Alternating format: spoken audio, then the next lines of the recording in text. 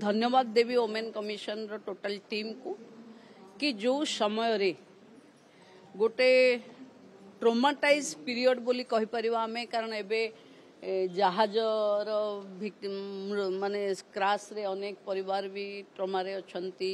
प्रतिदिन खबर कागज रे देखिले अनेक झियो मानक सहित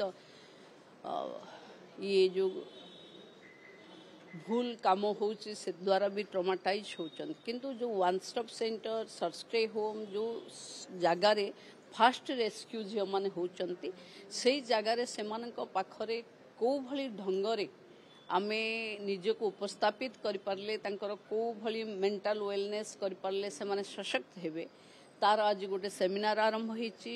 आम माननीय मुख्यमंत्री कहि सारिचंती आमे जीरो टॉलरेंस आमे शून्य सहनशीलता महिला हिंसा पाई अच्छु।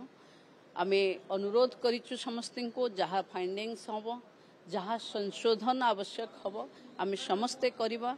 झियो माननकु मजबूती रे निज दम रे ठिया करिबा पाई आम सरकार जो प्रतिबद्धता अच्छी।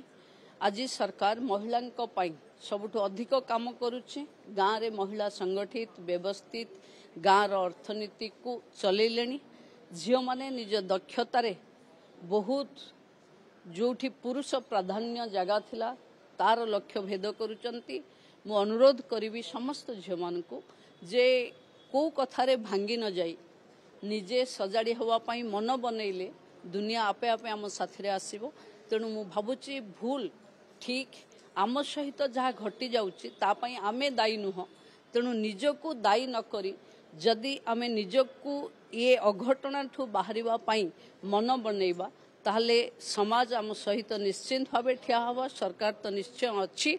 तो मु पुणी आउ थरे अनुरोध करी सबु झियो मानकु जो माने टिके कथारे निजर मन भांगी दौचंती से माने मन को मजबूत करी ठिया हुंतु। सरकार आपनको साथी रे अछि। एटा बार बार एटा मु बेले बेले कहूची जे पीड़ा दौची ताकू पीड़िता कुहाजिबा कथा किंतु जे पीड़ा पाउची ताकू गोटे पीड़ितार आख्या दिया जाउची जोटा कि जहाँ सहित गोटे किछि इनसिडेंट हे गला। देखंतु एक्सीडेंट हे गले एक्सीडेंट रे पड़ीथिबा लोको को उठेबा को 100 लोक आसुचंती किंतु जदि गोटे झियो सहित किछि खराब काम हे गला गोटे एक्सीडेंट हे गला सेटा को सोसाइटी काहेकि गोटे एक्सीडेंट बा ता सहित गोटे भूल हे गला ताकू सहृदयता देखौ नाहंती। एटा समाज रो ए दृष्टिकोण को बदलेबा को पड़िबो एवं जो माने निजर लोक जो माने रक्त संपर्क जो माने बंधु बांधव जो माने निजर लोक बोली कहउचंती भलरे भी जेंती